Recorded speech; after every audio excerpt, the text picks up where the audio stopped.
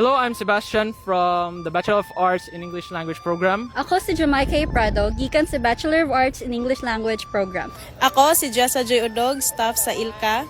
Una sa tanan, ang ako ang nagapasalamat kaayo ko og dako pipila ka mga katuigan nga ang ako ang pagserbisyo daghan man jud kaayo mga tao or mga tao nagaadto dito sa amo ang lugar apan isa lang jud no kuhaon lang ang iyas sa mga sa amo ang mga kabatanan dito dan pagkauman biyaan. Hanlay karon 40 jud nako nga kalipay nga naabot sa amo ang komunidad or gitawag nato og Tagabawa Christian School and Ministry tungod ni ining programa nga naabot sa amo ang eskwelahan. So dako kayo nga ako ang pagpasalamat labi na sa nagatabang ni ini no si Sir Isko, no? So, salamat kaayo sa iyang ginhawa kay naadto jud siya didto aron lang sa pagbisita ug natanawa niya nga ang mga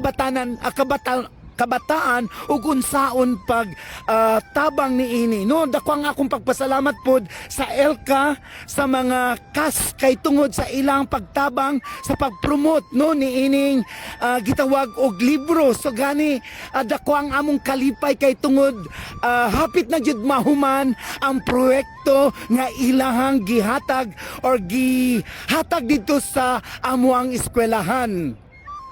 With this Pangandoy Extension Project, I realized that the university really does extend its limits in terms of transforming communities such as the Bagobo Tagabawa. Sukad atong 2023, nakita nako ang maayong pagbuhat sa Pangandoy. Nakita nako na ang university dili lang sila nagatudlo para sa mga estudyante sa USAP, kundi pati sa ato ang komunidad. Nagaadto sila sa laing-laing mga lugar para mutabang sa ato ang mga kaigsuon ng Bagobo Tagabawa. Ang mga BILA students nagapasalamat sa higayon na ma-appeal sa pagbuhat sa layout sa big books o modules na kikinahanglan sa mga Bagobo Tagabawa na pupils.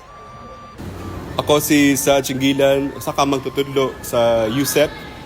Kami sa College of Arts and Sciences magpadayon nga makipagtambayayong sa ato ang mga kaigsoonang Bagobo Tagabawa alang sa pagkabot sa mga pangandoy sa ato ang mga kabatan-unan.